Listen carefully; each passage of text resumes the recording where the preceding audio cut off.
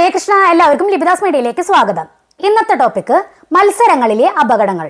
നമ്മുടെ നാട്ടിലൊക്കെ ഓണം, വിഷു, ക്രിസ്മസ്, റംസാൻ അങ്ങനെയുള്ള ഏതൊരു ആഘോഷമായിക്കൊള്ളട്ടെ, ആ സമയമായി കഴിഞ്ഞാൽ നാട്ടിൻപുറങ്ങളിലും അമ്പലങ്ങളിലും പള്ളികളിലും വിദ്യാലയങ്ങളിലും പല പല കൂട്ടായ്മകളിലും പല സ്ഥാപനങ്ങളിലും അങ്ങനെ കേരളത്തിൽ ഉടനീളം പലതരം ആഘോഷങ്ങളും കളികളും മത്സരങ്ങളും ഒക്കെ നടക്കാറുണ്ട്. പക്ഷെ ആ മത്സരത്തില് അതിന്റെ രസം പോയിട്ട് അത് അപകടമായി തീർന്നാലോ? പാലക്കാട് കഞ്ചിക്കോട് ഭാഗത്ത് ഓണാഘോഷത്തോടനുബന്ധിച്ചിട്ട് ഉത്രാടത്തലേന്ന് ഉച്ച തിരിഞ്ഞ് അവിടുത്തെ ഒരു പ്രാദേശിക കൂട്ടായ്മ തീറ്റ മത്സരം സംഘടിപ്പിച്ചു. ഇഡ്ഡലി തീറ്റ മത്സരമായിരുന്നു അവർ സംഘടിപ്പിച്ചത്.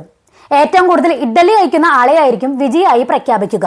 സ്വാഭാവികമായിട്ടും ആ നാട്ടിലെ പലരും ഈ മത്സരത്തിൽ പങ്കെടുത്തിട്ടുണ്ടാവും. മറ്റു ചിലർ പങ്കെടുത്തതുപോലെ തന്നെ കഞ്ചിക്കോട് ആലാമന സ്വദേശിയായ 55 വയസ്സുള്ള ബി സുരേഷും ആ തീറ്റ മത്സരത്തിൽ പങ്കെടുത്തു. സുരേഷ് ഈ തീറ്റ മത്സരത്തിന്റെ 2 ഘട്ടങ്ങളും വിജയകരമായി പൂർത്തിയാക്കി. 3-ാം ഘട്ടത്തിൽ സുരേഷ് കൂടുതൽ ഇഡ്ഡലി കഴിക്കാൻ ശ്രമിക്കുന്നതിനിടയിൽ തൊണ്ടയിൽ ഇഡ്ഡലി കുരുങ്ങുകയും ശ്വാസം കിട്ടാതെ വരികയും ചെയ്തു. ഉടനെ തന്നെ സംഘാടകർ സുരേഷിന്റെ വായിൽ നിന്ന് ഇഡ്ഡലി പുറത്തെടുക്കുകയും ആശുപത്രിയിൽ എത്തിക്കുകയും ചെയ്തു. എന്നാൽ സുരേഷിനെ ആശുപത്രിയിൽ എത്തിക്കുന്നതിന് മുമ്പേ തന്നെ അദ്ദേഹത്തിന്റെ ജീവൻ നഷ്ടമായിരുന്നു. സാധാരണ ഇങ്ങനെയുള്ള തീറ്റ മത്സരങ്ങളൊക്കെ വെച്ചാൽ വളരെ സുഗമമായി നടന്നു പോവാറാണ് പതിവ്. ഇങ്ങനെയുള്ള സംഭവം വളരെ അപൂർവമായേ നടക്കാറുള്ളൂ.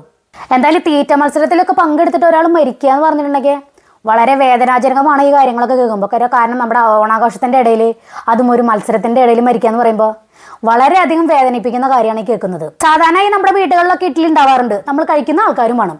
പക്ഷേ ഈ ഇഡ്ഡലി കഴിക്കുമ്പോൾ നമ്മുടെ നെഞ്ചത്തൊക്കെ കുഞ്ഞ പോലെ നമുക്ക് ഇടയ്ക്ക് തോന്നും. അത് നമ്മൾ ഇറക്കണമെങ്കിൽ എന്ത് വേണം? ചായയോ അതുപോലെ വെള്ളത്തിന്റെയോ സഹായം വേണം. അതുകൊണ്ട് തീറ്റ മത്സരങ്ങളൊക്കെ സംഘടിപ്പിക്കുമ്പോൾ ഇതുപോലെ അപകടകരമായിട്ട് തൊണ്ടയിൽ കുടുങ്ങുമെന്ന് തോന്നുന്ന ഭക്ഷണങ്ങൾ ഒഴിവാക്കി ഇങ്ങനെയുള്ള മത്സരങ്ങൾ വെക്കാൻ എല്ലാവരും ശ്രമിക്കുക. അപ്പൊ ഇന്നത്തെ ഈ ടോപ്പിക് ഇവിടെ അവസാനിപ്പിക്കുകയാണ്. അടുത്ത ടോപ്പിക്കുമായി വരുന്നവരേക്കും ബൈ.